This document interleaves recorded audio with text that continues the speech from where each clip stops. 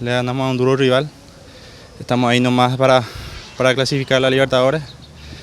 De por ahí, con la eliminación de Luqueño, ya aseguramos la Libertadores. Ahora nos queda 2 partidos que tenemos que tratar de ganarlo y bueno, después de ver qué pasa con Olimpia. Nosotros tenemos que pensar ahora en lo nuestro y tratar de ganar los 2 partidos y bueno, tratar de estar tranquilo. Todo puede ser posible.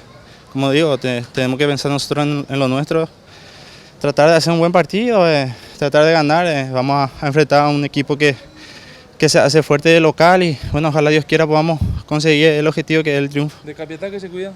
No, todos. Sabemos que es un equipo duro que por ahí el contragolpe te puede hacer daño. Tiene buenos jugadores.